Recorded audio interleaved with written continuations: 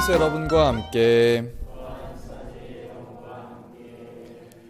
마르코가 전한 거룩한 복음입니다. 그때 예수님께서 회당에 들어가셨는데 그곳에 한쪽 손이 오그라든 사람이 있었다. 사람들은 예수님을 고발하려고 그분께서 안식일에 그 사람을 고쳐주시는지 지켜보고 있었다. 예수님께서 손이 오그라든 사람에게 일어나 가운데로 나와라 하시고 그들에게 말씀하셨다. 안식일에 좋은 일을 하는 것이 합당하냐? 남을 해치는 일을 하는 것이 합당하냐? 목숨을 구하는 것이 합당하냐? 죽이는 것이 합당하냐? 그러나 그들은 입을 열지 않았다. 그분께서는 노기를 뜨시고 그들을 둘러보셨다. 그리고 그들의 마음이 완고한 것을 몹시 슬퍼하시면서 그 사람에게 손을 뻗어라 하고 말씀하셨다.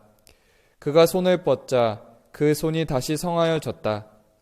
바리사이들은 나가서 곧바로 헤로데 당원들과 더불어 예수님을 어떻게 없앨까 모의를 하였다. 주님의 말씀입니다.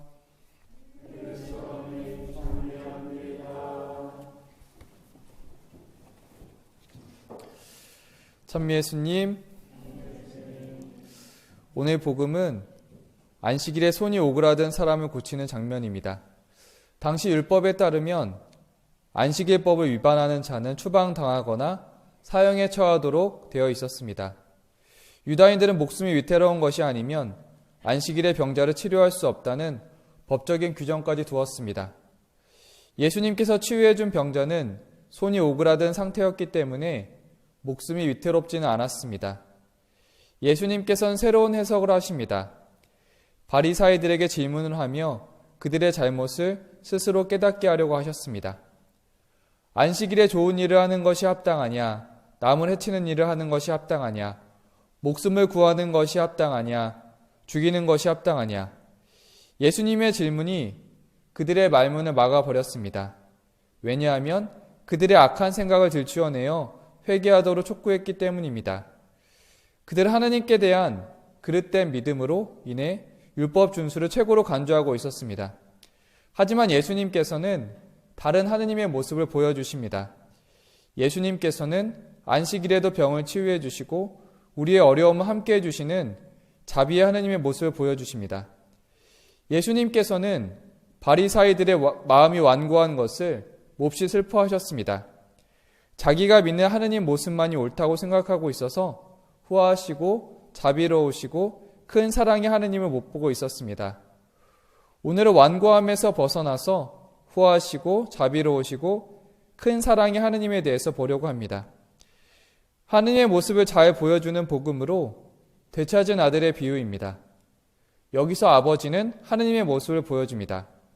먼저 작은 아들은 아버지에게 가서 재산을 상속받고 집을 떠나 방종한 생활을 합니다. 재산이 떨어졌을 때 그는 아버지의 자비하심에 맡기며 품팔이꾼이라도 써달라며 돌아옵니다. 작은 아들이 돌아올 수 있었던 것은 아버지의 자비로운 마음에 대한 믿음이 있었기 때문입니다. 아버지는 돌아온 아들 때문에 잔치를 벌입니다.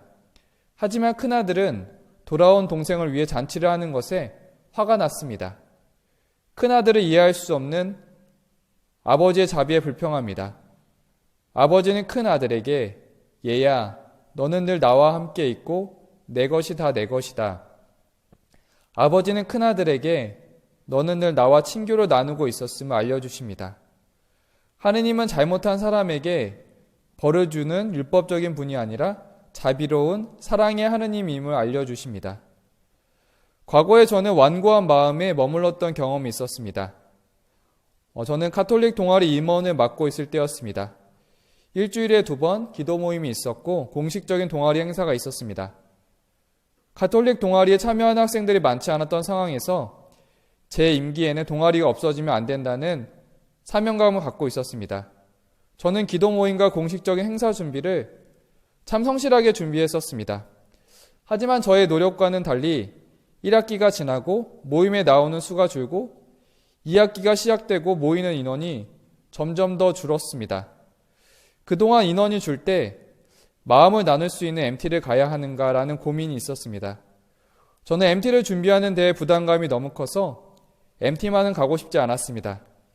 저는 어떻게든 MT를 가고 싶지 않은 완고한 마음에 머물러 있었습니다. 그러다가 모임에 저와 다른 한 명만 나오는 상황을 보고 마음을 바꿨습니다. 도저히 안 되겠다 싶어서 여차저차 준비를 해서 MT를 갔다 오게 되었습니다. 어찌된 일인지 마음을 나눈 MT 이후에 동아리 학생들은 형식적인 기도 모임에도 잘 나왔습니다. 학생들의 마음을 고려한 MT 이후에 형식적인 기도 모임 참여도 잘 이루어졌습니다. 무조건 어렵다는 완고한 마음을 내려놓고 함께하는 사람들이 원하는 방식을 선택하는 것이 하느님께서 원하시는 모습이지 않을까 생각하게 되었습니다. 바리사이들은 안식일 규정을 지켜야만 하는 하느님만을 고수했습니다. 예수님께서는 규칙이 아니라 지금 당장 손이 오그라든 사람을 보고 치유하십니다. 우리가 바라보고 믿는 하느님은 꼭 이런 모습일 거야 라고 나만의 하느님 모습을 그리고 있을 수 있습니다. 하지만 시편 139편에서는 하느님은 이렇게 전합니다. 하느님, 당신의 생각들이 제게 얼마나 어렵습니까?